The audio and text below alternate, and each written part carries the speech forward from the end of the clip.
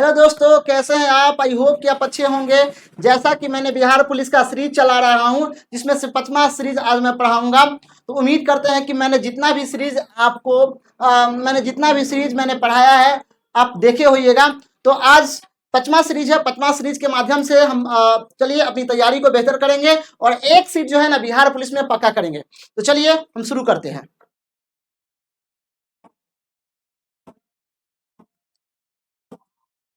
देखिए, पहला क्वेश्चन कह रहा है,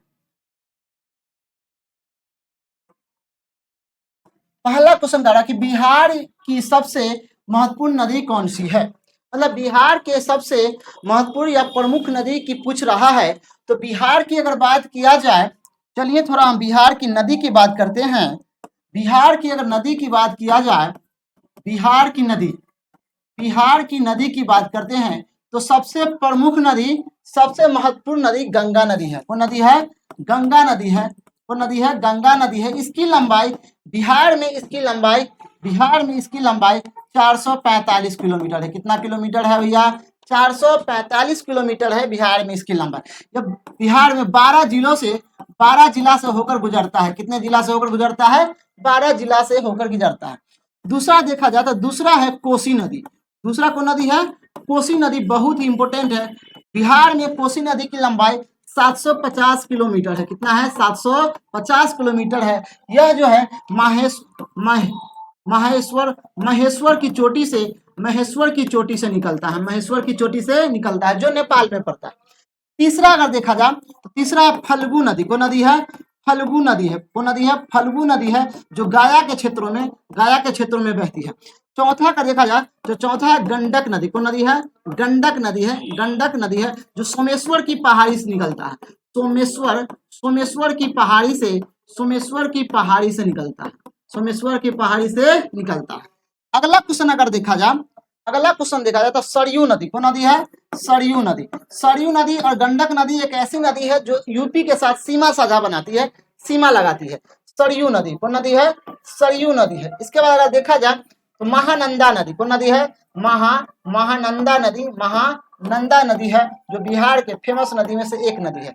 आगे कर देखा जाए, सोन नदी भी बिहार में बहती है, जो अमरकंटक की पहाड़ी से निकलती है। सोन नदी भी अमरकंटक की पहाड़ी से ही निकलती है मेरे प्यारे साथियों। तो पहला है गंगा नदी। गंगा नदी की बिहार में कितनी लंबाई है? 445 किलोमीटर है।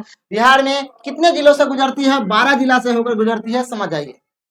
दूसरा है कोसी नदी। बिहार में कोसी नदी, समझ जाइए, बहुत ही मार्ग बदलने वाली नदी है। सबसे अधिक मार्ग बदलने वाली नदी है। जब कोसी नदी में पानी आती है तो बिहार में तबाही मचा देती है। इसीलिए बिहार का शोक नदी भी कहते हैं कोसी नदी को। इसकी लंबाई बिहार में 750 किलोमीटर है और गंगा नदी में जाकर मिल जाती है। ऐसा जो महेश्वर की चोटी से निकलती है नेपाल से। अगला है फल्गु नदी, जो गया के क्षेत्र में समझ जाइए बहती है। अगला है चौथा गंडक नदी, जो सोमेश्वर की पहाड़ी से निकलती है, जो नेपाल में पड़ता है, गंडक नदी। इसके बाद अगर देखा जाए तो सरयू नदी है। कौन नदी है? सरयू नदी है, समझ जाइए। इसके बाद महानंदा नदी भी बिहार में बहती है। सोन नदी भी बहती है। इसके बाद पुनपुन नदी। कौन नदी है? पुनपुन नदी है, जो दक्षिण बिहार में बहती है। पुनपुन नदी दक्षिण बिहार में बहती है। अजय नदी क्वेश्चन पूछेगा, अजय नदी भी दक्षिण बिहार में ही बहती है। कहाँ बहती है? दक्षिण बिहार में बहती है। इसके बाद कर्मनाशा नदी भी कहाँ बहती है? दक्षिण बिहार में ही बहती है। मतलब बिहार में ये महत्वपूर्ण नदी बहने वाली सब है। पहला गंगा है भैया, दूसरा कोसी है, तीसरा फल्गु है, चौथा गंडक है, पांचवा सरयू है, छठा महानंदा है, सातवां सोन है, समझ जाइए। इसके बाद देखा जाए तो पुनपुन नदी है, अजय नदी है, कर्मनाशा नदी। कहा जाता है कि बिहार के सबसे पवित्र नदी गंगा नदी है, लेकिन बिहार के सबसे गंदा नदी कर्मनाशा नदी है, क्योंकि कहा जाता है कि कर्मनाशा नदी एक ऐसी नदी है जो जितने भी कर्म किए रही हो वह सब कर्मनाश हो जाता है। कर्मनाशा नदी कहावत है। तो बिहार की सबसे महत्वपूर्ण नदी कौन है भैया? गंगा नदी है। कदी है? गंगा नदी। गंगा नदी की बात किया जाए तो भारत में गंगा नदी की लंबाई 2525 किलोमीटर है। 2525 किलोमीटर। कोसी नदी बिहार का शोक नदी कहते हैं। इसे कोसी नदी को बिहार का शोक नदी कहते हैं। कोसी नदी को, समझ जाइए। सोन नदी यह अमरकंटक की पहाड़ी से निकलता है। अमरकंटक की पहाड़ी से निकलता है, अमरकंटक की पहाड़ी से निकलता है, मतलब उत्तर की ओर बहने वाली नदी है सोन नदी। गंडक नदी जो है, गंडक नदी है जो नेपाल से निकलती है, कहाँ से निकलती है, नेपाल से निकलती है, नेपाल से निकलती है, नेपाल से निकलती है, नेपाल से निकलती है, जो पटना के पास पहलूजा घाट के पास गंगा में जाकर मिल जाती है। मतलब ये सब जो नदी है समझ जाइए। बिहार की सबसे महत्वपूर्ण नदी कौन है भैया, तो कहिएगा गंगा नदी। गंगा नदी समझिए पूरे भारत में गंगा नदी की लंबाई कितना है, 2525 किलोमीटर है, जो भारत की सबसे लंबी नदी है और भारत की सबसे पवित्र नदी भी कही जाती है। दूसरा है कोसी नदी, जो बिहार का शोक नदी के नाम से जाना जाता है। बिहार क्वेश्चन पूछेगा बिहार की, चलिए थोड़ा देखिए लेते हैं। नदी की अगर बात किया जाए तो बहुत सारा नदी पढ़ेंगे, नदी भारत के नदी, भारत के नदी पढ़ेंगे तो पहला पढ़ेंगे सिंधु नदी के बारे में, सिंधु नदी पढ़ेंगे, एक बार सिंधु की सहायक पढ़ेंगे, सिंधु की सहायक पढ़ेंगे, सिंधु की सहायक नदी पढ़ेंगे, सिंधु की सहायक नदी पढ़ेंगे। तीसरा पढ़ेंगे गंगा पढ़ेंगे, गंगा पढ़ेंगे। चौथा नर्मदा पढ़ेंगे, नर्मदा पढ़ेंगे। पश्चिमा गोदावरी पढ़ेंगे, गोदावरी, गोदावरी पढ़ेंगे। इसके बाद देखा जा, इसके बाद अगर देखा जा तो कावेरी पढ़ेंगे, कावेरी नदी, कावेरी नदी करेंगे। कृष्णा नदी पढ़ेंगे, कृष्णा नदी पढ़ेंगे, कृष्णा नदी पढ़ेंगे। इसके बाद अगर देखा जाए, इसके बाद अगर देखा जाए यमुना नदी, यमुना नदी, यमुना नदी पढ़ेंगे। इसके बाद अगर देखा जाए, इसके बाद अगर देखा जाए, इसके बाद अगर देखा जाए तो यमुना नदी के बाद अगर देखा जाए गंडक नदी, गंडक नदी, कोसी नदी, कोसी नदी, कोसी नदी, महानंदा नदी, महानंदा नदी। इसके बाद अगर देखा जाए महानंदा नदी, समझ जाइए। इसके बाद अगर देखा जाए महानंदा नदी, सरयू नदी, सरयू नदी, पुनपुन नदी, पुनपुन नदी। इसके बाद अगर देखा जाए पुनपुन नदी की बात किया जाए, इसके बाद अजय नदी, अजय नदी, अजय नदी पढ़ेंगे, अजय नदी पढ़ेंगे। इसके बाद अगर देखा जाए अजय नदी पढ़ेंगे। इसके बाद चलिए सिंधु नदी, सिंधु नदी की सिंधु नदी की उद्गम स्थान देखा जाए जहां से निकलती है, यह चीन के मानसरोवर झील से निकलती है। क्वेश्चन पूछेगा सिंधु नदी कहां से निकलती है, तो मानसरोवर झील, कहिएगा मानसरोवर झील से निकलती है। मानसरोवर झील कहाँ पड़ता है भैया, यह पड़ता है चीन के तिब्बत में पड़ता है मानसरोवर झील। इसकी लंबाई 2880 किलोमीटर है, 2880 किलोमीटर है। सिंधु की 5 सहायक नदी है, कितने सहायक नदी है, 5 सहायक नदी है। पहला सतलज नदी, कौन नदी है, सतलज, सतलज नदी है। दूसरा ब्यास नदी है, ब्यास नदी है, समझ आइए। तीसरा झेलम नदी है, झेलम नदी है, झेलम नदी है, झेलम नदी है। रावी नदी है, रावी नदी है। इसके बाद इसके बाद सतलज हुआ, ब्यास हुआ, रावी हुआ, समझ जाइए, ब्यास हुआ, झेलम हुआ। इसके बाद चिनाव नदी है, चिनाव नदी, चिनाव नदी, चिनाव नदी। सिंधु नदी की 5 सहायक नदी है, समझ जाइए। सिंधु नदी की 5 सहायक नदी है। सिंधु नदी की लंबाई 2880 किलोमीटर है, जो चीन के मानसरोवर झील से निकलता है। इसके बाद अगर देखा जाए तो सिंधु नदी के 5 सहायक नदी सतलज नदी, ब्यास नदी, झेलम नदी, रावी नदी और चिनाब है। इसी में क्वेश्चन पूछा सिंधु जल समझौता, क्वेश्चन पूछेगा, बहुत ही चर्चित था भारत पाक के बीच में। सिंधु जल समझौता, सिंधु जल समझौता क्वेश्चन पूछेगा, सिंधु जल समझौता अगर पूछ लेगा तो कहिएगा यह 1960 में हुआ है, यह 1960 में हुआ है। किसके किस के बीच में हुआ है, भारत और पाकिस्तान के बीच में, भारत और पाकिस्तान के बीच में सिंधु जल समझौता हुआ है, समझ आइए। तो क्वेश्चन पूछेगा सिंधु जल समझौता कब हुआ था, समझ आइए, कहिएगा 1960 में हुआ है। किसके किसके बीच में, भारत और पाकिस्तान के बीच में। सिंधु नदी की लंबाई कितना है, 2880 किलोमीटर है, समझ आइए। कहाँ से निकलती है, तो मानसरोवर झील कहिएगा निकलती है। सिंधु नदी की 5 सहायक नदी है। पहला सतलज नदी है, दूसरा ब्यास नदी है, तीसरा झेलम नदी है, चौथा रावी नदी है, पांचवा चिनाब नदी है, समझ आइए, ये 5 सहायक नदी है। इसके बाद गंगा नदी की लंबाई भारत में 2525 किलोमीटर, 2525 किलोमीटर है, जिसमें से गंगा नदी के गंडक नदी सहायक नदी है, यमुना नदी सहायक नदी है, कोसी नदी सहायक है, सरयू है, पुनपुन है। ये जितना भी नदी है जो दक्षिण बिहार में बहती है सब गंगा नदी में समझ जाके मिल जाती है, ये सब सहायक नदी। नर्मदा नदी, नर्मदा नदी की अगर बात किया तो यह मध्य प्रदेश से निकलता है, मध्य प्रदेश के अमरकंटक की पहाड़ी से, अमरकंटक की पहाड़ी से, अमरकंटक की पहाड़ी से निकलता है और यह अरब सागर में जाके गिर जाता है। कहाँ गिरेगा भैया, अरब सागर, अरब सागर, अरब सागर या खंभात की खाड़ी, खंभात, खंभात की खाड़ी में जाकर गिर जाती है, खंभात की खाड़ी में जाकर गिर जाती है। कौन नदी? नर्मदा नदी गिर जाती है। गोदावरी नदी, या गोदावरी नदी भी समझ जाइए, गोदावरी नदी भी मध्य प्रदेश से ही निकलती है। कावेरी नदी या दक्षिण दक्षिण दक्षिण भारत के गंगा नदी के नाम से जानी जाती है। गंगा नदी के नाम से जानी जाती है, नाम से जानी जाती है। मतलब क्वेश्चन पूछेगा दक्षिण भारत की गंगा नदी कौन है, तो कहिए कौन नदी है? कावेरी नदी। कावेरी के ही सहायक नदी है, कावेरी के ही छोटा भाई है कृष्णा नदी। कौन नदी है? कृष्णा नदी। यमुना नदी जो दिल्ली के क्षेत्रों में पड़ता है, समझ जाइए यमुना नदी। इसके बाद गंडक नदी जो बिहार में बहती है, कोसी नदी जो बिहार का शोक नदी है, ये बिहार में बहता है, ये बिहार में बहता है, समझ जाइए। कोसी जो बिहार का शोक नदी है, बिहार का शोक नदी है, बिहार का शोक नदी है, बिहार का शोक नदी। इसी में क्वेश्चन पूछेगा बंगाल का शोक नदी कौन है? बंगाल का शोक नदी क्वेश्चन पूछेगा, तो बंगाल का शोक नदी दामोदर नदी है। कौन नदी है? दामोदर नदी है, दामोदर नदी है जो झारखंड से निकलता है। आगे अगर देखा जाए, महानंदा भी बिहार में बहती है। सरयू नदी बिहार और उत्तर प्रदेश के साथ सीमा साझा करवाती है। महानंदा नदी ये उत्तर बिहार में बहती है, समझिए। कोसी नदी समझिए उत्तर बिहार में बहती है। गंडक नदी भी उत्तर बिहार में बहती है। सरयू नदी या दक्षिण बिहार में बहती है। पुनपुन नदी या दक्षिण बिहार में बहती है। अजय नदी ये सब दक्षिण बिहार में बहती है। दो नदियों के बीच की दूरी को क्वेश्चन पूछेगा, दो नदी है, एक नदी है, एक नदी है, तो दो नदियों के बीच की दूरी को दोआब कहते हैं। क्या कहते हैं? दो नदियों के बीच की दूरी को क्या कहेंगे? दोआब कहते हैं। और दोआब वाला जो क्षेत्र होता है बहुत उपजाऊ क्षेत्र होता है, उसमें जलोढ़ मिट्टी पाई जाती है। चलिए अगला क्वेश्चन देखा जाए। क्वेश्चन पूछेगा कोसी नदी को किस नाम से जाना जाता है, तो कहिएगा कि बिहार का शोक नदी, बिहार का शोक नदी कोसी नदी। बंगाल का शोक पूछेगा तो दामोदर नदी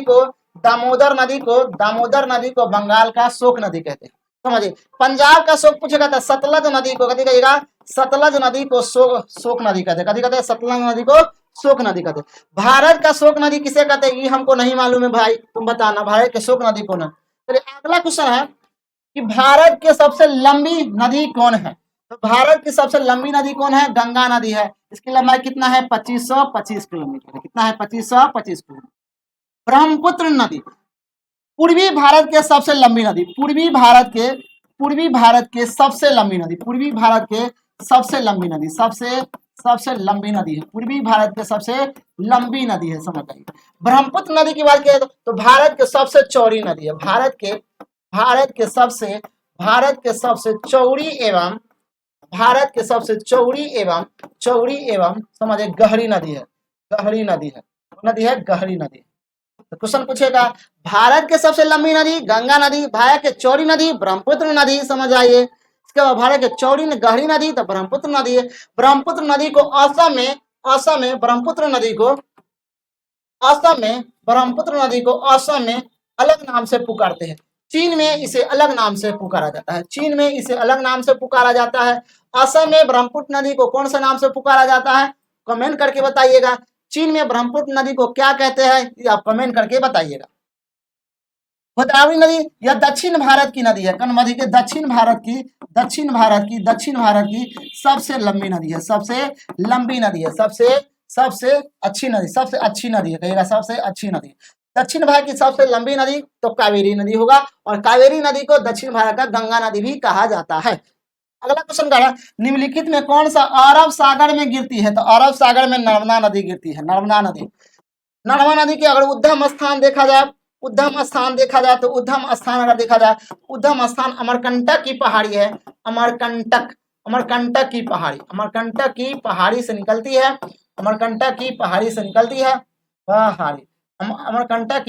निकलती है, समझ। मुहाना अगर देखा जाए, मुहाना अगर पूछेगा तो मुहाना कहिएगा या खंभात की खाड़ी, कथी कहिएगा? खंभात की खाड़ी या अरब सागर, कथी कहिएगा? अरब सागर, कथी है? अरब सागर। कौन सागर है? अरब सागर है। कौन सागर है? अरब सागर। चलिए आगे अगर देखा जाए, भारत का सबसे लंबा राष्ट्रीय राजमार्ग, तो भारत का सबसे लंबा राष्ट्रीय राजमार्ग NH44 है। कितना है? NH44, जो लगभग 3570 किलोमीटर है, 3570 किलोमीटर। NH1 की अगर बात किया जाए तो NH1 दिल्ली से चलता है या दिल्ली से जाता है पाकिस्तान, मतलब NH1 की अगर बात किया जाए, NH1 की अगर बात किया जाए, NH1 की अगर बात किया जाए तो NH1 जाता है, समझ जाइए, NH1 जाता है दिल्ली से पाकिस्तान, दिल्ली से पाकिस्तान जाता है, दिल्ली से पाकिस्तान को जोड़ता है NH1। क्वेश्चन पूछेगा नेशनल हाईवे एक, नेशनल हाईवे एक जो दिल्ली से पाकिस्तान को जोड़ता है। नेशनल हाईवे 2 की अगर बात किया जाए, नेशनल हाईवे 2 की बात किया जाए तो दिल्ली से कोलकाता को जोड़ता है, दिल्ली से किसको जोड़ेगा, कोलकाता को जोड़ेगा, कोलकाता को जोड़ेगा, कोलकाता को जोड़ेगा। नेशनल हाईवे 3, नेशनल हाईवे 3 की अगर बात किया जाए, नेशनल हाईवे 3 की बात किया जाए तो समझ अमृतसर से मुंबई को जोड़ेगा, अमृतसर से मुंबई को जोड़ेगा, अमृतसर से कहां जोड़ेगा, मुंबई को जोड़ता है। NH4 अगर देखा जाए, NH4 अगर देखा जाए तो मुंबई से चेन्नई को जोड़ेगा, मुंबई से चेन्नई को जोड़ेगा, मुंबई से किसको जोड़ेगा, चेन्नई को जोड़ेगा, मुंबई से किसको जोड़ेगा, चेन्नई को जोड़ेगा। नेशनल हाईवे 5, नेशनल हाईवे 5 की अगर बात किया जाए तो कोलकाता और चेन्नई को जोड़ेगा, कोलकाता और चेन्नई को जोड़ेगा, कोलकाता और किसको जोड़ेगा, चेन्नई को जोड़ेगा। इसके बाद देखा जाए NH6 देखा जाए, NH6 की अगर बात किया जाए या कोलकाता और मुंबई को जोड़ेगा, कोलकाता और मुंबई को जोड़ेगा, कोलकाता और मुंबई को जोड़ेगा मेरे साथी। NH7 अगर देखा जाए, NH7 अगर देखा जाए तो NH7 है, समझ जाइए, NH7 है, NH7 की अगर बात किया जाए, NH7 आप कमेंट करके बताइएगा। NH8 की बात किया जाए, NH8 की बात किया जाए तो दिल्ली जयपुर, दिल्ली दिल्ली दिल्ली दिल्ली जयपुर, दिल्ली जयपुर, दिल्ली जयपुर, दिल्ली जयपुर और मुंबई, दिल्ली जयपुर और मुंबई, दिल्ली जयपुर और मुंबई, दिल्ली जयपुर और मुंबई, दिल्ली जयपुर और मुंबई, तो समझ जाइए। ये नेशनल हाईवे सब है, राष्ट्रीय राजमार्ग है। राष्ट्रीय राजमार्ग एक क्या कर रहा है, जो दिल्ली और पाकिस्तान को जोड़ेगा। राष्ट्रीय राजमार्ग एक दिल्ली से पाकिस्तान को जोड़ देता है। राष्ट्रीय राजमार्ग 2 कहता है, सुन लीजिए, राष्ट्रीय राजमार्ग 2 कहता है, राष्ट्रीय राजमार्ग 2 कहता है दिल्ली से सीधे कोलकाता को जोड़ देगा। राष्ट्रीय राजमार्ग 3 कहता है अमृतसर से मुंबई को जोड़ देता है, अमृतसर से मुंबई को जोड़ देता है। राष्ट्रीय राजमार्ग 4 कहता है मुंबई से चेन्नई के बीच में जोड़ देता है, मुंबई से चेन्नई को जोड़ता है। राष्ट्रीय राजमार्ग 5 कह रहा है कोलकाता से चेन्नई, कोलकाता और चेन्नई को जोड़ देता है, कोलकाता और चेन्नई को जोड़ देता है। राष्ट्रीय राजमार्ग 6 कह रहा है कोलकाता और मुंबई को जोड़ता है, कोलकाता और मुंबई को जोड़ता है, कोलकाता और मुंबई को जोड़ता है। राष्ट्रीय राजमार्ग 7 कमेंट करके बताइएगा, समझ आइए। राष्ट्रीय राजमार्ग दिल्ली जयपुर और मुंबई को जोड़ेगा, दिल्ली जयपुर और मुंबई को जोड़ेगा। तो मैंने आपको 7 गो हाईवे दिखाया है, मैंने आपको 7 को हाईवे बताया है। National highway 1, national highway 2, national highway 3, national highway 4, national highway 5, national highway 6, national highway 7, जो सबसे छोटा हाईवे है, जो सबसे छोटा नेशनल हाईवे है, सबसे छोटा नेशनल हाईवे, सबसे छोटा नेशनल हाईवे है। सबसे छोटा नेशनल हाईवे कौन है, नेशनल 7 है, कौन है, 7 है। सबसे छोटा नेशनल हाईवे कौन है, नेशनल नंबर राष्ट्रीय राजमार्ग 7 सबसे छोटा। सबसे लंबा कौन है भैया, तो सबसे लंबा 44 है, NH 44 है। क्वेश्चन पूछेगा, समझ जाइए, तो बना लीजिएगा ना, यहाँ से इसको नोट कर लीजिएगा आप। नेशनल हाईवे 1 दिल्ली से पाकिस्तान, नेशनल हाईवे 2 दिल्ली से कोलकाता, नेशनल हाईवे 3 अमृतसर से मुंबई, नेशनल हाईवे 4 मुंबई से चेन्नई, नेशनल हाईवे 5 कोलकाता से चेन्नई के बीच में, नेशनल हाईवे 6 कोलकाता से मुंबई के बीच में, नेशनल हाईवे 7 जो सबसे छोटा है, जो सबसे छोटा है, जो सबसे छोटा है, जो सबसे छोटा है, समझ जाइए। इसके बाद अगर देखा जाए नेशनल हाईवे, समझ आए, नेशनल हाईवे अगर देखा जाए, नेशनल हाईवे 8 तो दिल्ली जयपुर और मुंबई, दिल्ली जयपुर और मुंबई। नेशनल हाईवे 7 का रहा है वाराणसी से, वाराणसी से समझ आइए, वाराणसी से कन्याकुमारी, वाराणसी से कन्याकुमारी, समझिए, यह सबसे छोटा हाईवे है, समझिए। नेशनल हाईवे 7 का रहा कन्याकुमारी से, वाराणसी से कन्याकुमारी कर रहा। अगला क्वेश्चन कर रहा, तो 5 का क्या होगा, A4 एप्पल आंसर हो जाएगा। नेशनल हाईवे 44 सबसे लंबा है, जिसकी लंबाई 3570 किलोमीटर के आसपास है, 3570 किलोमीटर के आसपास है मेरे प्यारे साथियों। अगला है ग्रैंड ट्रक रोड, मतलब इसे ग्रैंड ट्रक रोड कहा जाता है, जो शेरशाह सूरी ने बनाया है। ग्रैंड ट्रक रोड का निर्माण किसने किया है? शेर शाह सूरी। कौन किया है? शेर शाह सूरी किया है। शेर शाह सूरी किया है। कौन किया है? शेर शाह सूरी किया है। समझ आए। इसके बाद कह रहा को किस राष्ट्रीय राजमार्ग के नाम से जाना जाता है? तो ऑप्शन कह रहा नेशनल हाईवे 19, समझ आए, नेशनल हाईवे 44 बिल्कुल गलत, नेशनल हाईवे 48 बिल्कुल गलत, नेशनल हाईवे 27 बिल्कुल गलत, नेशनल हाईवे 19, नेशनल हाईवे 19 को ग्रैंड ट्रक रोड कहा जाता है। और या नेशनल हाईवे 1 और 2 को एक और दो को भी ग्रैंड ट्रक रोड कहा जाता है। ग्रैंड ट्रक रोड कहा जाता है, मतलब GT road, grand truck road समझ जाइए। क्वेश्चन पूछेगा ग्रैंड ट्रक रोड किसे का कौन कौन हाईवे को कहा जाता है? तो नेशनल हाईवे 1, नेशनल हाईवे 2 और नेशनल हाईवे कितना 19 को ग्रैंड ट्रक रोड के नाम से जाना जाता है। किसने बनाया है ग्रैंड ट्रक रोड को? शेर शाह सूरी ने, जो सासाराम में अपना शेर शाह सूरी का जो मकबरा है सासाराम बिहार में, वही करवाए हैं। कौन? शेर शाह सूरी, शेर शाह जो सूरी। चलिए आगे अगर देखा जाए, अगर पानीपत की पहली लड़ाई, पानीपत की पहली लड़ाई अगर देखा जाए, देख लेते हैं। पानीपत की पहली लड़ाई अगर देखा जाए, पानीपत की पहली लड़ाई 1526 में। पानीपत की दूसरी लड़ाई देखा जाए तो समझ आइए 1556 में। पानीपत की तीसरी लड़ाई अगर देखा जाए, पानीपत की तीसरी लड़ाई 1761 में। 1761 तराइन का प्रथम युद्ध, तराइन का पहला युद्ध, तराइन का प्रथम युद्ध 1191 में। 1191 तराइन का दूसरा, तराइन का दूसरा युद्ध, तराइन का अगर दूसरा युद्ध देखा जाए तो 1192 में। 1192 में 1100 लिखे।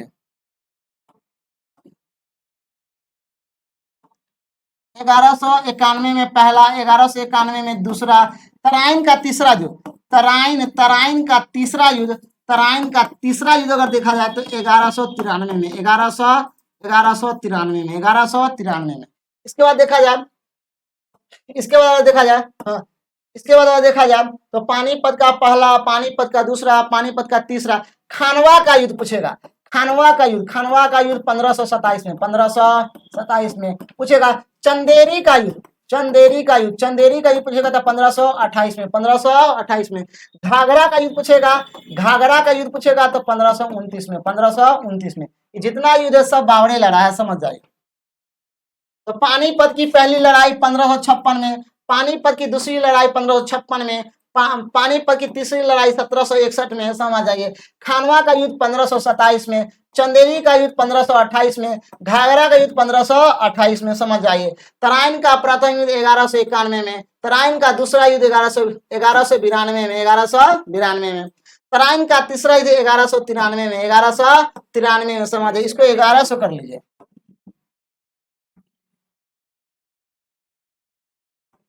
इसको 1100 कर लीजिए। 1192 और 1193, समझ जाइए।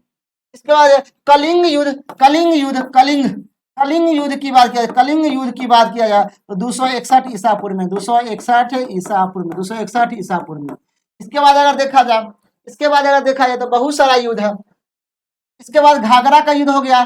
चौसा का युद्ध देखा जाए, चौसा का युद्ध देखा जाए तो 1539 में। 1539 में। कनौज का युद्ध देखा जाए, कनौज का युद्ध 1540 में। 1540 में। बिलग्राम का युद्ध क्वेश्चन पूछेगा, बिलग्राम का युद्ध पूछेगा तो 1540 में। 1540 में। 1540 में। एक बार हल्दी घाटी का युद्ध, हल्दी घाटी का युद्ध तो कभी कहिएगा 1576 में। 1576 में। वेदरा का युद्ध पूछेगा, वेदरा का पूछेगा 1776 में। 1776 में। वेदरा का युद्ध पूछेगा तो 1776। मैंने कई युद्ध लिखा है। जैसे पहला अगर देखा जाए तो पानीपत का प्रथम लड़ाई 1526, पानीपत का दूसरा लड़ाई 1556, पानीपत का तीसरा लड़ाई 1761 में, तराइन का प्रथम युद्ध 1191 में, तराइन का दूसरा युद्ध 1192 में, तराइन का तीसरा युद्ध 1193 में, समझ जाइए 1193 में। समझ। कलिंग युद्ध 261 ईसा पूर्व में, खानवा का युद्ध 1527 में होता है, चंदेरी का युद्ध 1528 में होता है, घाघरा का युद्ध 1529 में होता है, चौसा का युद्ध 1539 में होता है, कनौज का युद्ध 1540 में होता है, बिलग्राम का युद्ध 1540 में होता है, हल्दी घाटी युद्ध 1576 में होता है, वेदरा का युद्ध समझ जाइए 1776 में होता है। इसके बाद बक्सर का युद्ध, बक्सर का युद्ध 1776 में, 1776 में होता है, 1776 में होता है। इसके बाद पलासी का युद्ध, पलासी का युद्ध 1757 में, 1757 में होता है, 1757 में होता है। भारत चीन युद्ध, भारत चीन युद्ध पूछेगा तो कहिएगा भारत और चीन के बीच में 1962 में, 1962 में। पहली पहली पहली भारत और पाकिस्तानी युद्ध, पहली भारत और पाकिस्तान युद्ध, पहली भारत पाकिस्तान की 1965 में, 1965 में। दूसरी पाकिस्तान युद्ध, दूसरी पाकिस्तान युद्ध देखा जाए भारत और पाकिस्तान की दूसरी लड़ाई तो समझे 1999 में, 1999 जिसे कारगिल युद्ध के नाम से जाना जाता है। कौन युद्ध? कारगिल युद्ध कब पूछेगा तो 1999 में, 1999 में। तो जितना युद्ध लिखे हैं, जितना युद्ध बताया हूं आप इसको कॉपी पे नोट कर लीजिए। पानीपत का प्रथम युद्ध बोलिए 1526 में, पानीपत का दूसरा युद्ध 1556 में, पानीपत का तीसरा युद्ध 1761 में, तराइन का प्रथम युद्ध 1191 में, तराइन का दूसरा युद्ध 1192 में, तराइन का तीसरा युद्ध बोलिए भैया, तराइन का तीसरा युद्ध देखा जाए, तराइन का अगर तीसरा युद्ध देखा जाए, तराइन का 1100 समझ जाइए 93 में। कलिंग युद्ध 261 ईसा पूर्व में हुआ था। इसके बाद अगर देखा जाए बक्सर का युद्ध 1776 में, पलासी का युद्ध 1757 में, खानवा का युद्ध 1527 में हुआ है, चंदेरी का युद्ध 1528 में हुआ है, घाघरा का युद्ध 1529 में हुआ है, चौसा का युद्ध 1539 में हुआ है, कनौज का युद्ध 1540 में हुआ है, बिलग्राम का युद्ध देखा जाए तो 1540 में हुआ है, हल्दी घाटी का युद्ध 1576 में हुआ है, समझ जाइए। वेदरा का युद्ध 1776 में हुआ। इससे बाहर आपसे कहीं नहीं पूछेगा एग्जाम में। कितना डीप में जाएगा तो यहाँ से क्वेश्चन पकड़ाइए जाएगा आपका, समझ जाइए। चलिए अगला कह रहा है कि भारत और पाकिस्तान के बीच में, देखिए भारत और चीन के बीच में लड़ाई 1962 में होता है, 1962 में। पहली भारत और पाकिस्तान की जो लड़ाई होता है 1965 में होता है, समझ जाइए 1965 में होता है। दूसरी भारत और पाकिस्तान के बीच में जो लड़ाई होता है 1999 में होता है, जिसे कारगिल युद्ध कहा जाता है। कौन युद्ध? कारगिल युद्ध कहते हैं। क्या कहते हैं? कारगिल युद्ध कहते हैं। तो भारत पाकिस्तान के बीच में कारगिल युद्ध किस वर्ष में हुआ था? तो अब ये क्या लिखे भैया 1999, C for cat answer, C for cat answer। 7 number का रहा कि पानीपत का प्रथम लड़ाई, तो पानीपत का प्रथम लड़ाई 1526, A for apple answer। चलिए अगला क्वेश्चन देखा जाए, कोशिका की खोज। अब बायोलॉजी आ गया। चलिए बायोलॉजी की बात करते हैं। बायोलॉजी देखिए, बायोलॉजी दो शब्द से मिलकर बना है। देखो बायोज से मिलकर बना है और लॉजी से मिलकर बना है। बायोज का मतलब होता है जीव जंतु, कभी होता है जीव जंतु, कभी होता है जीव जंतु होता है। और लॉजी का मतलब होता है अध्ययन, मतलब जीव जंतु के अध्ययन को बायोलॉजी कहते हैं। बायोलॉजी के फादर देखा जाए, बायोलॉजी के पिता कौन है भैया? तो बायोलॉजी के पिता एरिस्टोटल। कौन है? एरिस्टोटल। एरिस्टोटल है मतलब अरस्तु है, कभी है अरस्तु, अरस्तु है, कभी है अरस्तु। क्वेश्चन पूछेगा बायोलॉजी के पिता कौन है? तो अरस्तु है। बायोलॉजी को 2 भागों में बांट कर पढ़ सकते हैं। बायोलॉजी के 2 भागों में बांट कर पढ़ेंगे। पहला वनस्पति विज्ञान, वनस्पति विज्ञान और जंतु विज्ञान, वनस्पति विज्ञान और जंतु विज्ञान, वनस्पति विज्ञान और जंतु विज्ञान। मतलब बोटनी कति पढ़ेंगे? BOTONY, बोटनी पढ़ेंगे और जियोलॉजी पढ़ेंगे। कति पढ़ेंगे? जियोलॉजी पढ़ेंगे। बोटनी के पिता अगर देखा जाए तो बोटनी के पिता कौन है? थियोफ्रेस्टेट। कौन है? थियोफ्रेस्टेट। थियोफ्रेस्टेट बोटनी के पिता कौन है? और समझ, जीव जंतु के अगर पिता देखा तो जंतु के भी पिता कौन है? एरिस्टोटल। कौन है? एरिस्टोटल। कौन है? एरिस्टोटल है, मतलब अरस्तु है। कौन है? अरस्तु है, अरस्तु। समझ जाइए। तो इतना क्वेश्चन बायोलॉजी से आपका प्रश्न रहेगा। क्वेश्चन पूछेगा बायोलॉजी, बायोज और लॉजी 2 शब्दों से मिलकर बना है। बायोज का मतलब होता है जीव जंतु और लॉजी का मतलब होता है अध्ययन, मतलब बायोलॉजी जीव जंतु के अध्ययन को बायोलॉजी कहते हैं। बायोलॉजी के पिता मतलब बायोलॉजी के फादर कौन है? एरिस्टोटल। कौन है? एरिस्टोटल। एरिस्टोटल को ही अरस्तु कहते हैं। क्या कहते हैं? अरस्तु कहते हैं। समझ जाइए। इसके बाद बायोलॉजी के 2 भागों में बांट कर पढ़ेंगे। पहला वनस्पति विज्ञान पढ़ेंगे और जंतु विज्ञान पढ़ेंगे। वनस्पति विज्ञान के अगर फादर देखा जाए तो थियोफ्रेस्टस। कौन है? थियोफ्रेस्टस है। इसके बाद जंतु विज्ञान का फायदा देखा जाए तो एरिस्टोटल ही है, मतलब अरस्तु ही है, अरस्तु ही है। तो क्वेश्चन कह रहा है कि कोशिका की खोज किसने की, बायोलॉजी का क्वेश्चन है। तो कोशिका की खोज करता है रॉबर्ट हुक। कौन करता है? रॉबर्ट हुक करता है। कौन करता है? रॉबर्ट। कब करता है? 1665 में, 1665 में करता है रॉबर्ट हुक। कौन करता है? रॉबर्ट हुक कोशिका की खोज करता है। बी फॉर बॉयलेंस, बी फॉर बॉयलेंस। चार्ल्स डार्विन यह प्राकृतिक सिद्धांत देता है, या क्या देता है? प्राकृतिक सिद्धांत देता है। क्या देता है? प्राकृतिक सिद्धांत देता है। कौन? चार्ल्स डार्विन देता है। इसके बाद अल्बर्ट आइंस्टीन सापेक्षा का सिद्धांत को देता है। सापेक्षा सापेक्षा सापेक्षा का सिद्धांत देता है। कौन देता है? Albert Einstein. अल्बर्ट आइंस्टीन की अगर बात किया जाए तो सापेक्षा सापेक्षा का सिद्धांत, सापेक्षा का सिद्धांत देता है, सिद्धांत देता है। कौन भैया? Albert Einstein. मैडम क्यूरी या रेडियम के खोज करता है। कभी रेडियम के खोज करता है, रेडियम के खोज, रेडियम के खोज करता है, रेडियम के खोज करता है। समझ आई? रेडियम के खोज कौन करता है? Madam Curie. कौन करता है? मैडम क्यूरी रेडियम के खोज करता है। चार्ल्स डार्विन प्राकृतिक सिद्धांत देता है। दूसरा रॉबर्ट हुक कोशिका के खोज करता है 1665 में। अल्बर्ट आइंस्टीन सापेक्षा का सिद्धांत देता है। मैडम क्यूरी रेडियम के खोज करता है। चलिए थोड़ा खोज भी देख लेते हैं। खोज अगर देखा जाए, खोज अगर देखा जाए, चलिए कोशिका की खोज, पहला क्वेश्चन पूछेगा कोशिका का खोज पूछेगा। समझ आए? कोशिका के सिद्धांत पूछेगा, कोशिका का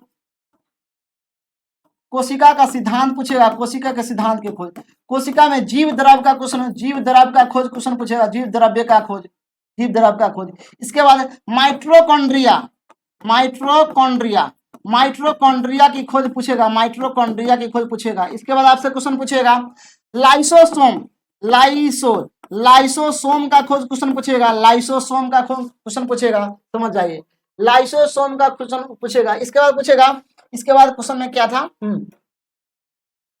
रेडियम, रेडियम के खोज क्वेश्चन पूछेगा। इसके बाद सापेक्षा, सापेक्षा का सिद्धांत, सापेक्षा का सिद्धांत क्वेश्चन पूछेगा, सापेक्षा का सिद्धांत क्वेश्चन पूछेगा। इसके बाद अगर देखा जाए, इसके बाद अगर देखा जाए तो कोशिका खोज करता है 1665 में रॉबर्ट हुक। कौन करता है? रॉबर्ट हुक करता है। कौन करता है भैया? रॉबर्ट हुक करता है। समझ? कोशिका का सिद्धांत कौन देता है? स्लाइड और स्वान। कौन देता है? स्लाइड, स्लाइड और स्वान देता है। स्लाइड, स्लाइड, स्लाइड और स्वान देता है। कौन देता है? स्लाइड और स्वान देता है। कोशिका में जीव द्रव का खोज, कोशिका में जीव द्रव का खोज करता है पुरकेंजे। कौन करता है? कौन करता है? पुरकेंजे करता है। कौन करता है?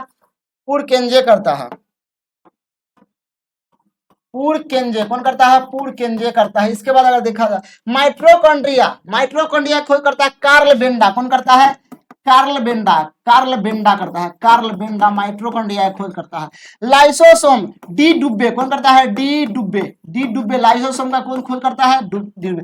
रेडियम का खोज मैडम क्यूरी। कौन करता है? मैडम, मैडम क्यूरी करता है। कौन करता है? मैडम क्यूरी,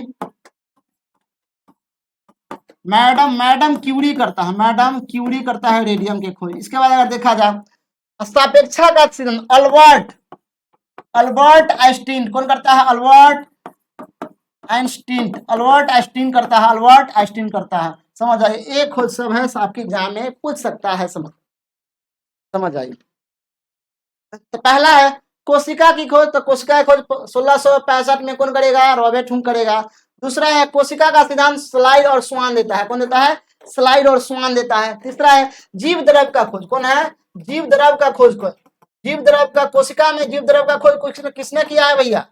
कोशिका में जीव द्रव का खोज किसने किया है? पुरकेंजे। कौन किया है? पुरकेंजे किया है। इसके बाद माइटोकॉन्ड्रिया की खोज कार्ल बेंडा। कौन किया है? Carl Benda. कौन किया है? कार्ल बेंडा माइटोकॉन्ड्रिया की खोज किया है।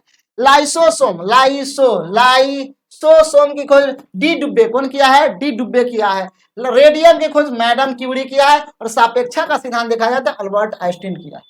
कोशिका की अगर बात करते हैं तो कोशिका दो प्रकार के होता है, कोशिका दो प्रकार के होता है। एक होता है समझे प्रोकैरियोटिक,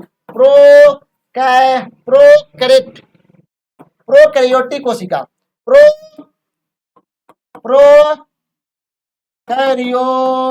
प्रोकैरियोटिक कोशिका होता है। दूसरा आता है यूकैरियोटिक कोशिका होता है। प्रोकैरियोटिक मतलब पुराना कोशिका होता है, यूकैरियोटिक नया कोशिका होता है। प्रोकैरियोटिक मृत कोशिका होता है, यूकैरियोटिक जीवित कोशिका होता है। समझ आइए, समझ जाइए। आगे अगर देखा जाए, आगे अगर देखा जाए, समझ आइए, आगे अगला अगला देखिए। चलिए क्वेश्चन देखते हैं अब। क्वेश्चन है अब, चलिए क्वेश्चन का, कोशिका खोज किसने किया था? तो कहिएगा रोकन रॉबर्ट किया है 1665 में।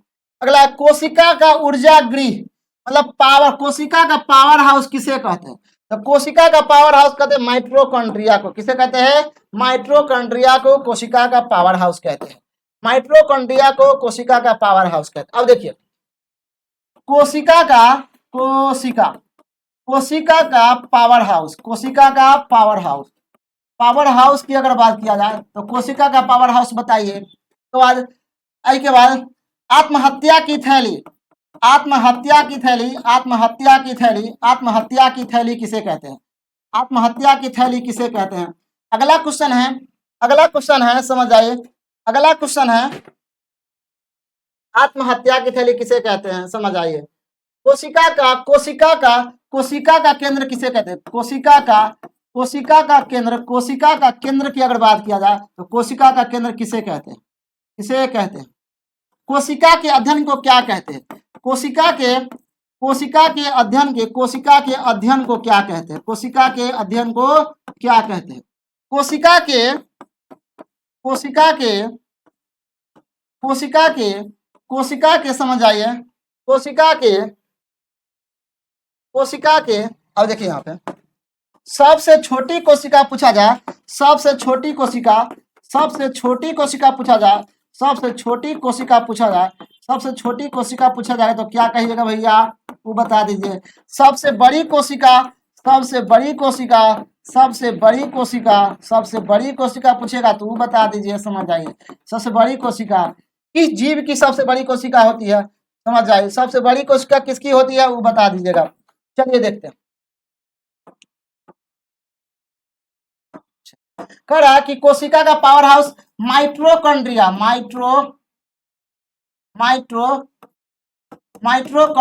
माइटोकॉन्ड्रिया कोशिका का पावर हाउस। इसके बाद आत्महत्या की लाइसोसोम को,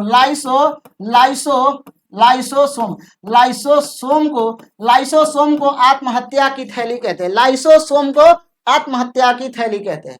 कोशिका का केंद्र, कोशिका केंद्र, केंद्रक को कोशिका का केंद्र कहते हैं। केंद्रक को कोशिका का केंद्र। कोशिका के अध्ययन को साइटोलॉजी, LOGY, साइटोलॉजी, कोशिका के अध्ययन को साइटोलॉजी कहते हैं। कोशिका के अध्ययन को क्या कहते हैं? साइटोलॉजी कहते हैं। क्या कहते हैं? साइटोलॉजी। सबसे छोटी कोशिका माइकोप्लाज्मा, माइकोप्लाज्मा में सबसे छोटी कोशिका पाई जाती है। माइकोप्लाज्मा में सबसे छोटी कोशिका पाई जाती है, एक प्रकार के जीव है। सबसे बड़ी कोशिका तंत्रिका कोशिका, सबसे बड़ी कोशिका कौन है? तंत्रिका कोशिका सबसे बड़ी कोशिका है। तंत्रिका कोशिका सबसे बड़ी कोशिका है। समझे? कोशिका का खोज समझ आइए, ये सब है कोशिका पे आधारित प्रश्न। समझिए, तो बना लीजिएगा ना। कोशिका का पावर हाउस माइटोकॉन्ड्रिया, माइटोकॉन्ड्रिया की खोज की बात किया जाता है तो कार्ल बेंडा, कौन किया है? कार्ल बेंडा, कौन किया है? कार्ल बेंडा किया है। कौन किया है? Carl Benda. लाइसोसोम का खोज डी डुब्बे, कौन किया है? डी डुब्बे किया है। लाइसोसोम का खोज कौन किया है? समझ आइए, समझ। कोशिका के केंद्र का खोज, कोशिका के केंद्र का कौन किया था? स्वान, कौन किया था? स्वान किया था। कौन किया था? स्वान किया था। इसके बाद अगर देखा जाए कोशिका के अध्ययन को साइटोलॉजी, समझिए। सबसे छोटी कोशिका माइकोप्लाज्मा, सबसे बड़ी कोशिका, सबसे छोटी कोशिका माइकोप्लाज्मा, सबसे बड़ी कोशिका समझ जाइए तंत्रिका तंत्र, शुतुरमुर्ग के जो जीव है ना, सबसे बड़ी कोशिका, सबसे लंबी कोशिका इसी में पाई जाती है। शुतुरमुर्ग के अंडे में सबसे लंबी कोशिका पाई जाती है मेरे प्यारे साथियों। तो उम्मीद है कि जितना पढ़ा रहे आप उससे नोट कीजिएगा। चलिए आगे अगर देखा जाए, चलिए तो कह रहा है कि कोशिका का ऊर्जा किसे कहते हैं? तो माइटोकॉन्ड्रिया को कहेंगे। समझे? राइबोसोम कोशिका का, समझ जाइए, राइबोसोम समझ जाइए। कोशिका का राइबोसोम जो है ना, क्या है? राइबोसोम क्या है? राइबोसोम में मतलब प्रोटीन जमा होता है। क्या होता है? राइबोसोम में प्रोटीन जमा होता है। अब यहाँ पे देख लीजिए, राइबोसोम की अगर बात किया जाए, राइबोसोम क्या होता है? कोशिका का प्रोटीन जमा होता है। कोशिका का प्रोटीन जमा होता है। कहीं जमा होता है?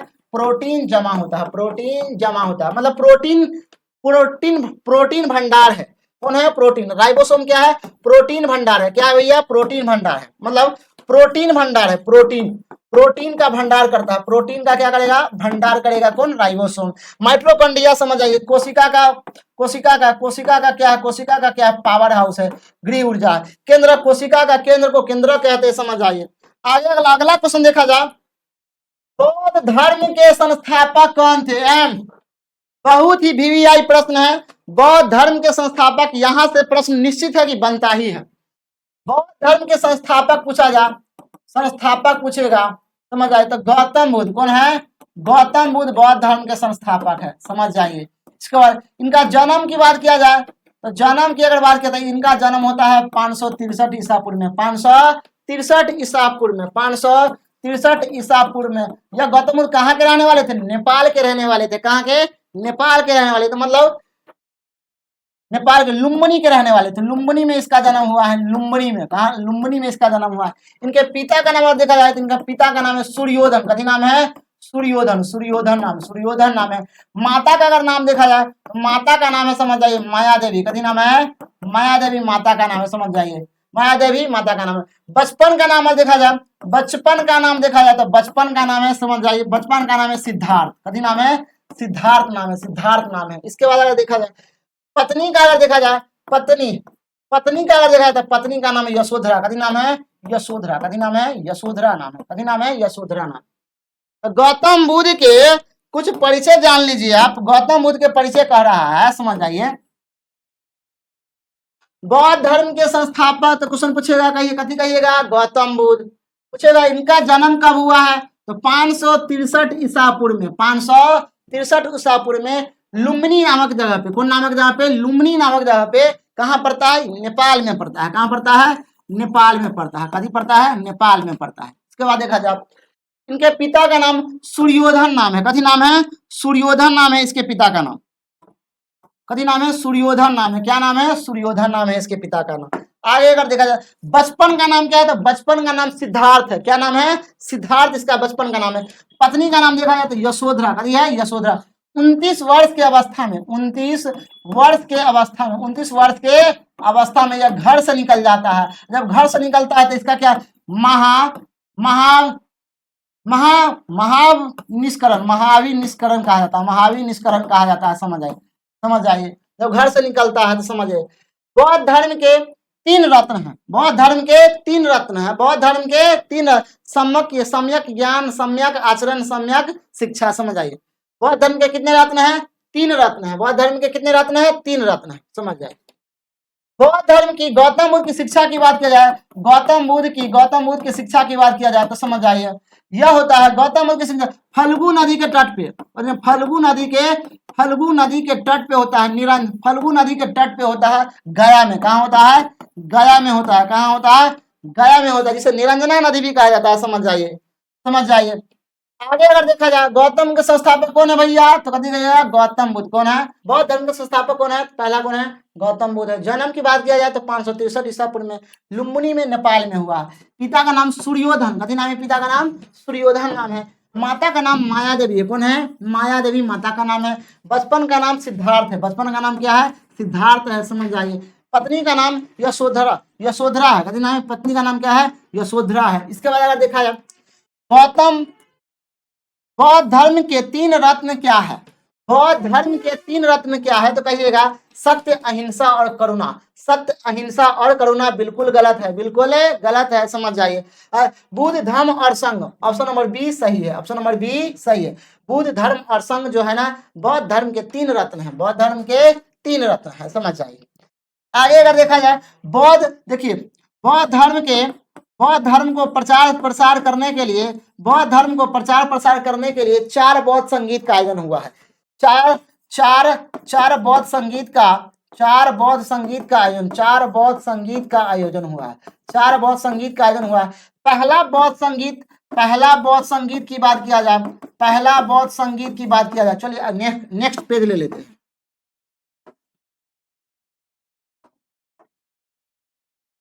बौद्ध संगीत की बात किया जाए, बौद्ध संगीत की अगर बात किया जाए तो तो अब तक 4 गो बौद्ध संगीत हो चुका है। पहला बौद्ध संगीत की बात किया जाए, पहला बौद्ध संगीत की बात किया जाए, पहला बौद्ध संगीत की बात करेंगे। इसके बाद दूसरा बौद्ध संगीत की बात करेंगे, दूसरा बौद्ध संगीत की बात करेंगे, दूसरा बौद्ध संगीत की बात करेंगे। इसके बाद अगर देखा जाए तीसरा करेंगे, तीसरा करेंगे, तीसरा बौद्ध संगीत करेंगे और चौथा करेंगे। क्या करेंगे? चौथा करेंगे। पहला देखा जाए तो पहला होता है 483 ईसा पूर्व में, 483 ईसा पूर्व में। शासन काल की बात किया जाए तो शासन काल के समय कौन किसके किसके शासन काल में? तो शासन काल रहता है भैया अजात शत्रु के शासन काल में, अजात शत्रु, अजात शत्रु के शासन काल में पहला बौद्ध संगीत का जन्म होता है। इसका अध्यक्ष कौन होता है? महाकश्यप। कौन होता है? महाकश्यप, महाकश्यप इसका अध्यक्ष रहता है। दूसरा बौद्ध संगीत की बात किया था 383 ईसा पूर्व में, 383 ईसा पूर्व में, 383 ईसा पूर्व में। समझ आइए किसके शासन काल में? तो कहिएगा अजात शत्रु हो गया। इसके बाद कालाशोक के शासन काल में, कालाशोक के शासन काल में, कालाशोक के शासन काल में। अध्यक्ष की बात किया जाए तो अध्यक्ष कौन रहता है? समझ आइए अध्यक्ष कौन रहता है? बोलिए अध्यक्ष कौन कौन रहता है? समझ आइए तो सवाकामी। कौन रहता है? सवाकामी रहता है। देख लेंगे सवाकामी। इसमें थोड़ा कंफ्यूज लग रहा है, इसमें थोड़ा हम कंफ्यूज है, देख लेंगे आप। आगे अगर देखा जाए, आगे अगर देखा जाए अगला है तीसरा बौद्ध संगीत। तीसरा बौद्ध संगीत होता है 255 ईसा पूर्व में, 255 ईसा पूर्व में होता है तीसरा बौद्ध संगीत। यह जो होता है यह अशोक के शासन काल में होता है। किसके शासन काल में? अशोक के शासन काल में होता है। अध्यक्ष मोगली पुत्र कभी है, मोगली पुत्र, मोगली पुत्र है, मोगली पुत्र है, मोगली पुत्र है। कौन है? मोगली पुत्र है। समझ आइए। अब आगे देखा जाए चौथा बौद्ध संगीत, चौथा बौद्ध प्रथम ईस्वी में, प्रथम ईस्वी में होता है। समझ आइए, समझ आइए किसके शासनकाल में? कनिष्क के शासनकाल में। किसके शासनकाल में? कनिष्क के शासनकाल में होता है, कनिष्क के शासनकाल में। अध्यक्ष अगर देखा जाए तो सवाकामी, सवाकामी तो हो गया भैया, महाकश्यप। समझ आइए मोगली पुत्र हो गया। इसके बाद देख लेंगे इसको, हमको इसमें थोड़ा डाउट लग रहा है, इसको थोड़ा चेक कर लेंगे हम। समझ आइए चलिए इसको चेक करेंगे, इसको चेक करेंगे, इसको चेक करेंगे, इसको चेक करेंगे। समझ आएगा। तो देखिए पहला बौद्ध संगीत 483 ईसा पूर्व में कहाँ होता भैया?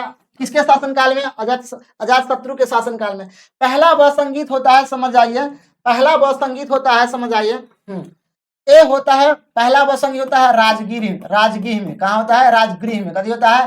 राजगृह में होता है। दूसरा बौद्ध संगीत होता है पाटलिपुत्र में। कहाँ होता है? पाटलिपुत्र में, पाटलिपुत्र में दूसरा होता है। तीसरा के बाद किया तीसरा बौद्ध संगीत होता है वैशाली में, वैशाली में। कभी होता है? वैशाली में। तीसरा वैशाली में होता है, तीसरा वैशाली में। चौथा देखा जाता है कुंडवन। कहाँ होता है? कुंडवन में होता है, जम्मू कश्मीर में। कहाँ होता है? जम्मू कश्मीर में होता है, जम्मू कश्मीर में होता है, जम्मू कश्मीर, कश्मीर में होता है, कश्मीर में होता है। हटाओ इसको, जम्मू कश्मीर में होता है, कश्मीर में होता है। ये चार बौद्ध संगीत का आयोजन है। पहला बौद्ध संगीत समझ जाइए तो 483, पहला है 483, पहला है 483।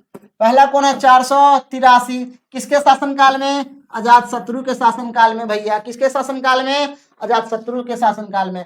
अध्यक्ष की बात करें तो महाकश्यप। कौन है? महाकश्यप है। दूसरा है दूसरा बौद्ध संगीत 383 ईसा पूर्व में होता है। कहाँ होता है? किसके शासनकाल में? कालाशोक के शासनकाल में। और समझिए कहाँ होता है? पाटलिपुत्र में। कहाँ होता है? पाटलिपुत्र में होता है। समझ जाइए। सावाकामी किसके अध्यक्षता में? किसके मतलब किसके अध्यक्षता में? सावाकामी की अध्यक्षता में होता है। समझ जाइए। तीसरा अगर देखा जाए, तीसरा देखा जाए महाकश्यप। तीसरा है 255 ईसा पूर्व में होता है अशोक के शासनकाल में। किसके शासनकाल में? अशोक के शासनकाल में होता है। ये कहाँ होता है? वैशाली में होता है। कहाँ होता है? वैशाली में होता है। मोगलीपुत्र तस्य, मोगलीपुत्र तस्य जो है इसका समझ जाइए इसका अध्यक्ष रहता है। चौथा होता है, चौथा बौद्ध संगीत की बात किया तो प्रथम ईस्वी में होता है, प्रथम ईस्वी में होता है, प्रथम ईस्वी में होता है कनिष्क के शासनकाल में। किसके शासनकाल में? कनिष्क के शासनकाल में होता है। यह कुंडवन में होता है। कुंडवन कहाँ पड़ता है? जम्मू कश्मीर में पड़ता है। कहाँ पड़ता है? जम्मू कश्मीर में पड़ता है। समझ जाइए। और इसका थोड़ा देख लेंगे, इसके अध्यक्ष का देख लेंगे, इसके अध्यक्ष का देख लेंगे, इसके अध्यक्ष का देख लेंगे, और इसका जो है इसका चेक कर लेंगे। समझ आए, ये सब होता है। यहाँ से एक क्वेश्चन पूछ देता है भाई साहब। चलिए अगला क्वेश्चन अगर देखा जाए, अगला क्वेश्चन अगर देखा जाए तो इसका कौन होगा, बुद्ध धर्म और संघ हो जाएगा, बुद्ध धर्म और संघ हो जाएगा। आगे अगर देखा जाए, आगे कर जैन धर्म के प्रथम तीर्थकर, मतलब जैन धर्म के संस्थापक पूछ रहा है। जैन धर्म की बात किया जाए, जैन धर्म की बात किया जाए तो जैन धर्म के प्रथम ऋषभदेव, ऋषभदेव, ऋषभदेव है। कौन है, ऋषभदेव, जो जैन धर्म के संस्थापक है। कभी है संस्थापक है, कौन है, संस्थापक है। जैन धर्म में, जैन धर्म में कुल 24 तीर्थकर है। कितने हैं, 24वें तीर्थकर है। कितना, 24वां। जैन धर्म में कुल 24 तीर्थकर है, कुल 24 तीर्थकर है। कितना तीर्थकर है, 24 तीर्थकर है। 23वां तीर्थकर देखा जाए तो 23वां तीर्थकर अगर देखा जाए तो पार्श्वनाथ। कौन है भैया, पार्श्वनाथ। कौन है, पार्श्वनाथ। पार्श्वनाथ जो है ना 23वां तीर्थकर है। 24वां तीर्थकर की बात किया जाए, ये 23वां है। इसका 24वां अगर देखा जाए तो महावीर स्वामी। कौन है, महावीर स्वामी, महावीर स्वामी समझ जाइए, यह 24वां तीर्थकर है। कौन है, 24वां तीर्थकर कौन है, महावीर स्वामी है। धर्म की बात किया जाए, जैन धर्म की बात किया जाए तो जैन धर्म के संस्थापक कौन है भैया, ऋषभदेव है। कौन है, ऋषभदेव है। कौन है, ऋषभदेव है।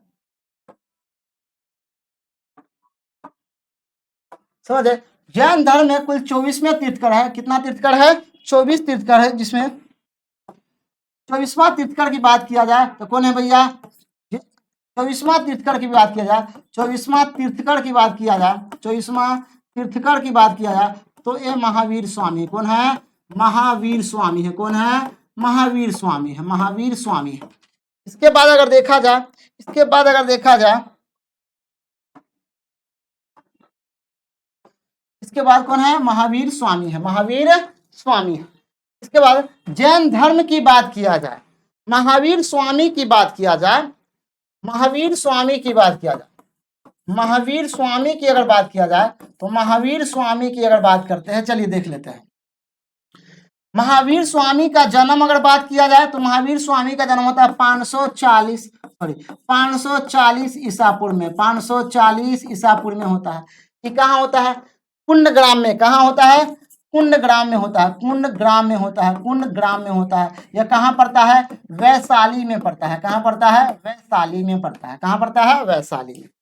इनके पिता का नाम देखा जाए तो इनके पिता का नाम है सिद्धार्थ। क्या नाम है, सिद्धार्थ इनके पिता का नाम है। कभी नाम है, इनके पिता का नाम क्या है, सिद्धार्थ इनके पिता का नाम है। माता का नाम देखा जाए तो माता का नाम देखा जाए तो माता का नाम है, समझ आइए, माता का नाम है, माता का नाम देखा जाए तो माता का नाम है, माता का नाम बोलिएगा यशोधा। कथी नाम है, यशोधा इसका माता का नाम है। कथी का नाम है, माता का नाम। सॉरी, इसकी पत्नी का नाम है, पत्नी का नाम है, पत्नी का नाम है, पत्नी का नाम है यशोधा। पत्नी का नाम क्या है, यशोधा। माता का नाम देखा जाए तो माता का नाम है, माता का नाम बोलिएगा, माता का नाम और बोलिएगा तो महावीर स्वामी का माता का नाम क्या है, बोलो। महावीर स्वामी के माता का नाम देखा जाए, चलिए अब इसको देखिएगा। इनके बचपन का नाम देखा जाए तो बचपन का नाम है सूर्योधन। कथी नाम है, सूर्योधन, सूर्योधन। कथी नाम है, सूर्योधन नाम है। समझ जाइए, समझ जाइए। इसके बाद अगर देखा जाए, इसके बाद देखा जाए तो बौद्ध धर्म, जैन धर्म के, जैन धर्म के, जैन धर्म के 3 रत्न हैं। कितने रत्न हैं, 3 रत्न हैं, 3 रत्न हैं।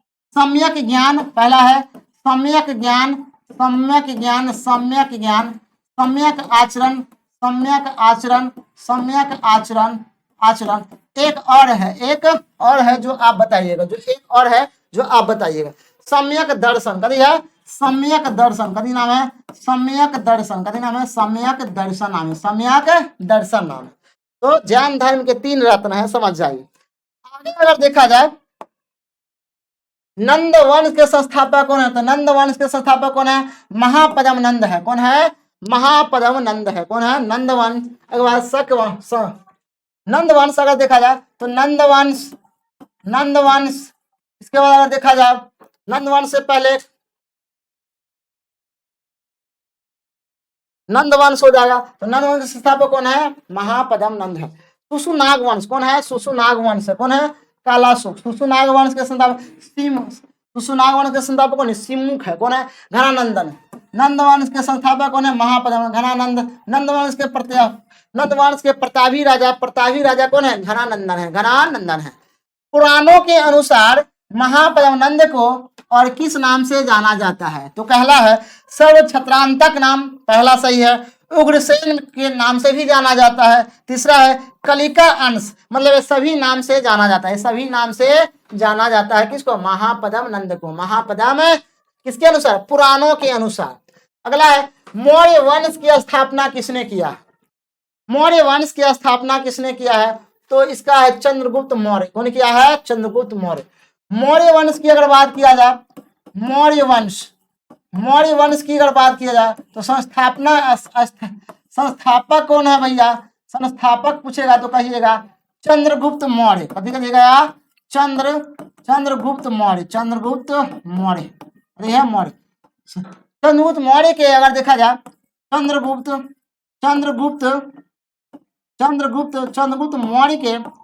मौर्य के समझ जाइए, चंद्रगुप्त मौर्य के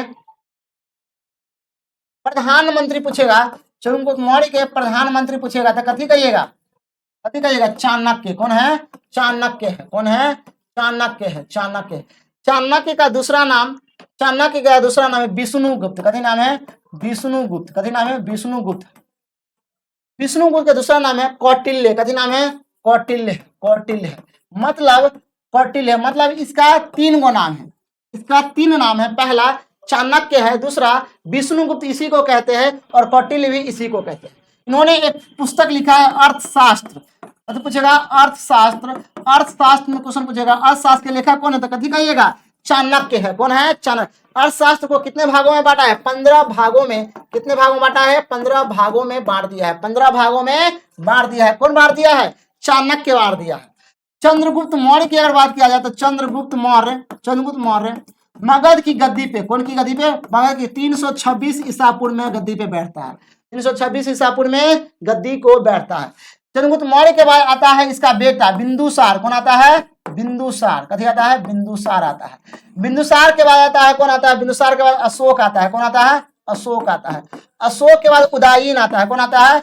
उदयीन आता है। और धीरे धीरे उदयीन के बाद चंद्रगुप्त मौर्य खत्म हो जाता है। मौर्य वंश के सबसे प्रतापी राजा, सबसे शक्तिशाली राजा कौन है? चंद्रगुप्त मौर्य है। समझ जाइए। इसका प्रधानमंत्री चाणक्य है। समझ जाए। चंद्रगुप्त मौर्य के दरबार में एक व्यक्ति रहता था मेगास्थनीज। कौन था? मेगास्थनीज रहता था इसके दरबार में। समझे? जो इंडिका नामक पुस्तक इंडिका नामक पुस्तक की रचना की है। इंडिका नामक पुस्तक की रचना की है कौन? मेगास्थनीज किया है। कौन किया है? मेगास्थनीज किया है। मेगास्थनीज किसके दरबार में रहता था? समझ जाइए। सेल्कस नियक्टर के दरबार में रहता था। सेल्कस नियक्टर के दरबार में रहता था। समझ जाइए।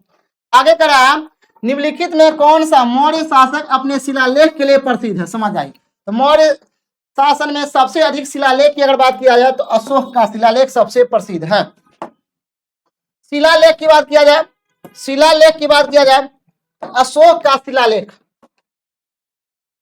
अशोक का शिलालेख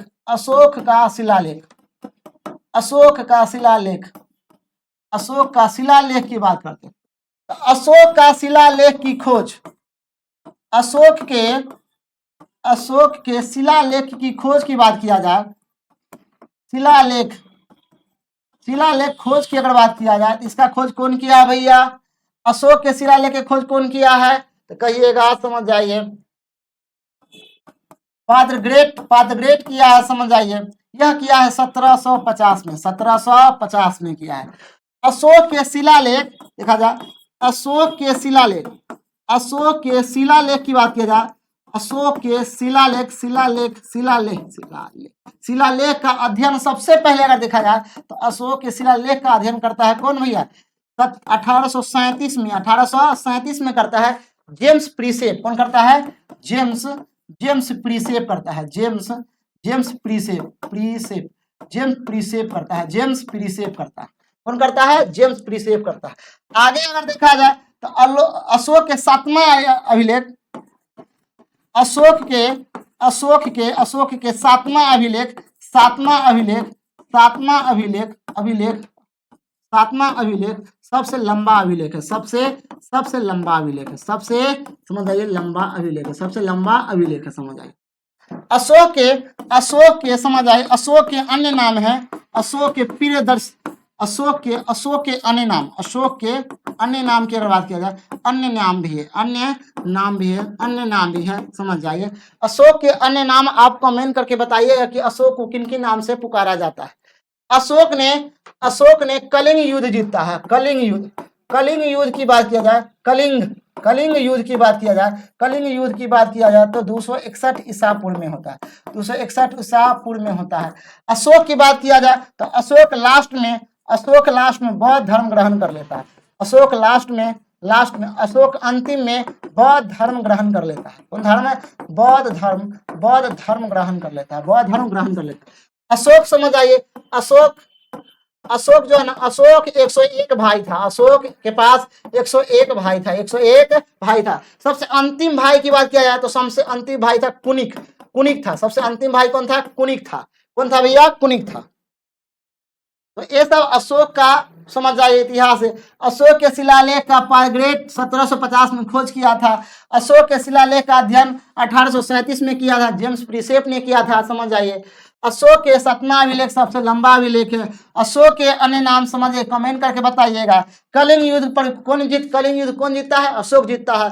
कलिंग युद्ध कब होता है? 261 ईसा पूर्व में होता है, समझ जाइए। अशोक अंतिम समय में कौन धर्म ग्रहण कर लेता है? बौद्ध धर्म ग्रहण कर लेता है, समझ जाइए। आगे अगर देखा जाए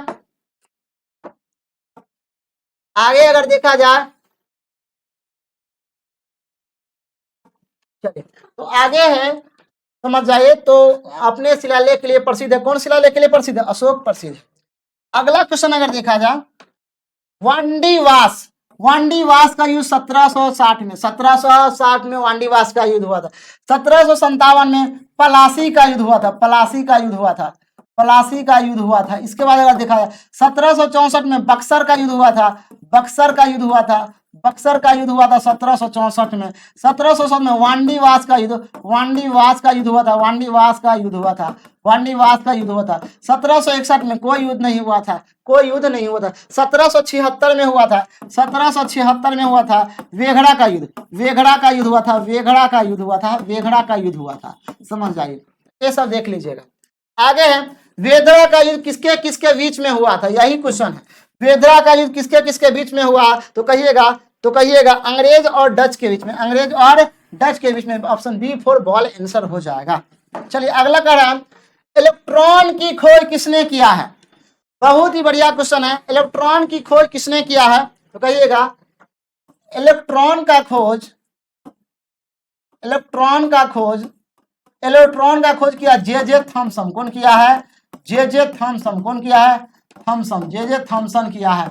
इसके बाद प्रोटॉन का खोज गोल्डस्टीन। कौन किया है? गोल्डस्टीन किया है, प्रोटॉन का खोज। न्यूट्रॉन का खोज देखा जाए तो चैडविक। कौन किया है? चैडविक किया है। इसके बाद अगर देखा जाए परमाणु का खोज देखा जाए तो परमाणु का खोज किया है कौन? जॉन डाल्टन किया है। कौन किया है? डाल्टन किया है।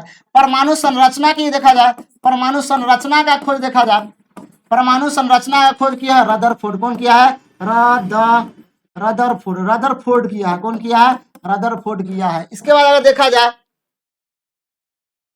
रेडियम के खोज देखा जाए, रेडियम के खोज किया है मैडम क्यूरी। कौन किया है? मैडम क्यूरी किया है। कौन किया है? मैडम क्यूरी किया है। इसके बाद रेडियो एक्टिव टर्की अगर देखा जाए, रेडियो एक्टिव एलिमेंट की बात किया जाए तो रेडियो एक्टिव एलिमेंट का भी खोज कौन किया? रेडियो एक्टिव तत्व की अगर बात किया जाए तो इसका खोज को हेनरी बेकुरल। कौन किया है? हेनरी बेकुरल किया है। कौन किया? हेनरी बेकुरल किया है, समझ जाए। तो एक क्वेश्चन सब आपके एग्जाम में डायरेक्ट क्वेश्चन पूछ सकता है।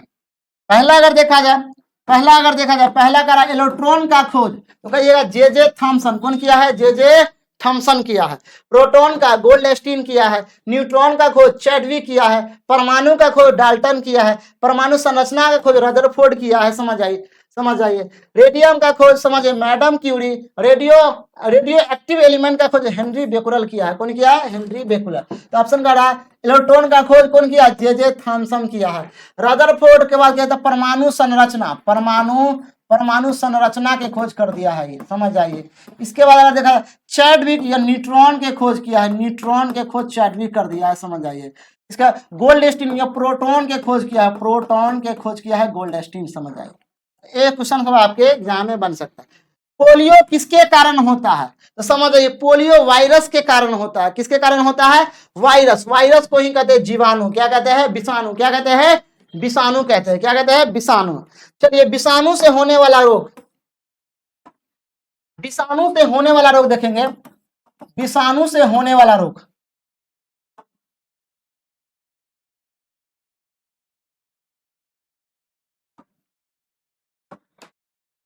विषाणु से होने वाला रोग देखा जाए तो पहला है ट्रिक। अगर देखा जाए ट्रिक, विषाणु से होने वाला रोग का अगर ट्रिक देखा जाए तो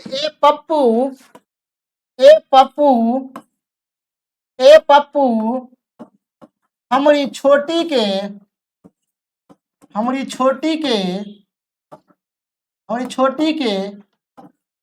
टच करबे त टच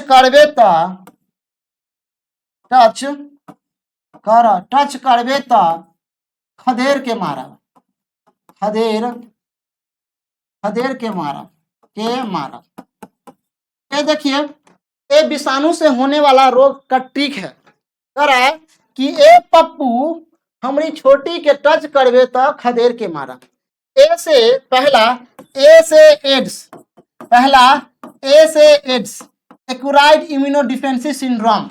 ए से एड्स खतरनाक बीमारी है एड्स। प से पोलियो, प से पोलियो। ह से समझ आए हेपेटाइटिस, हेपेटाइटिस। ह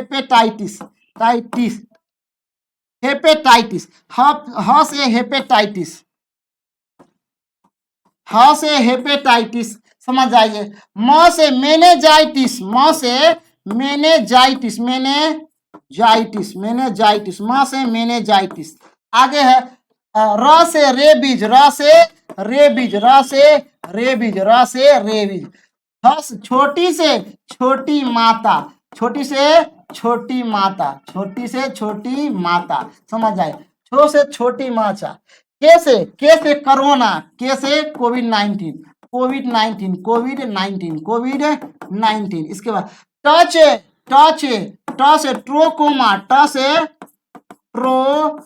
से ट्रोकोमा, च से चेचक, क से कैंसर, कैंसर नहीं होता, समझ आइए। ख से खासरा, ले लीजिए। ख से खासरा। ये बीमारी सब है, समझ आइए, जो वायरस से होने वाली बीमारी है। पहला कह रहा कि ए से एड्स वायरस के कारण होता है। एड्स किसके कारण होता है? विषाणु के कारण होता है। पोलियो विषाणु के कारण होता है। हेपेटाइटिस विषाणु के कारण होता है। मेनेजाइटिस विषाणु के कारण होता है, वायरस के कारण। रेबीज भी वायरस के कारण होता है, समझ आइए। छोटी से छोटी माता वायरस के कारण। क से कोविड-19 भी वायरस के कारण होता है। ट से ट्रोकोमा वायरस के कारण होता है, समझ आइए। च से चेचक भी होता है और ख से खासरा भी होता है। बाकी ये सब जो है ना साइलेंट है। क्या है? ये सब साइलेंट है। करिए साइलेंट है, समझ आइए। तो एक ट्रिक याद कर लीजिए, विषाणु से होने वाला रोग। तो विषाणु से होने वाला रोग है AIDS, polio, hepatitis, meningitis, rabies, छोटी माता, कोविड-19, ट्रोकोमा, चेचक, खासरा। ये सब विषाणु वायरस से होने वाला रोग है। आगे अगर देखा जाए आगे का रहा कोरोना वायरस। निम्नलिखित में कौन से विषाणु वायरस से होने वाला है? तो कथी कहिएगा? पोलियो। कथी कहिएगा? पोलियो। तत्पेदिक ट्यूबरकुलोसिस जीवाणु के कारण होता है, जीवाणु के कारण होता है, समझ आए। मलेरिया प्रोटोजा, प्रोटोजा प्रोटोजा के कारण, प्रोटोजा के कारण होता है। पोलियो वायरस के कारण होता है, वायरस के कारण या विषाणु के कारण होता है, विषाणु के कारण होता है, विषाणु के कारण होता है। इसका देखा जाए टाइफाइड, टाइफाइड जीवाणु के कारण होता है, कभी कहा जीवाणु के कारण होता है, समझ जाइए ये सब रोग है। कोरोना वायरस समझ जाइए से होने वाला रोग कौन है, कोविड 19 कदी है, कोविड 19 है, कदी है covid 19। Option number B for ball answer, समझ जाइए। खासरा, खासरा होता है विषाणु के कारण, किसके कारण, विषाणु के कारण होता है। इसके बाद टिटनेस, ये जीवाणु के कारण होता है, टिटनेस भी किसके कारण, जीवाणु के कारण होता है। कोविड 19 विषाणु के कारण होता है, विषाणु के कारण होता है, विषाणु के कारण होता है। और हैजा, हैजा जो होता है, हैजा आप कमेंट करके बताइएगा मेरे प्यारे साथियों कि हैजा किस, समझ आइए किस कवक के कारण या किस के कारण होता है, समझ आइए यह हैजा रोग होता है। तो उम्मीद करता हूं कि जितना भी आपको क्वेश्चन करवाया हूं, उम्मीद करता हूं कि जितना भी आपको क्वेश्चन करवाया हूं आप सबको नोट किए होइएगा और उसको याद कीजिएगा, उसको रिवीजन कीजिएगा, उसे बार बार देखिएगा ताकि आपका तैयारी बेहतर हो सके और आपका एक सीट, समझ जाइए एक सीट आपका पक्का हो सके। तो उम्मीद करता हूं कि आपकी तैयारी अच्छी होगी और आपका एग्जाम भी होने वाला है मेरे प्यारे साथियों। 16 जुलाई से एग्जाम भी शुरू है, तो मैं यही कहूंगा कि आप पढ़ाई कीजिए और एक सीट बिहार पुलिस में, एक सीट बिहार पुलिस में पक्का कीजिए। और जब सिलेक्शन हो जाएगा तो जरूर एक बार हमारे इंस्टीट्यूट पे आइएगा, हमसे मुलाकात करने के लिए आपको सम्मानित करेंगे। तो आज के लिए इतना ही, थैंक यू, धन्यवाद।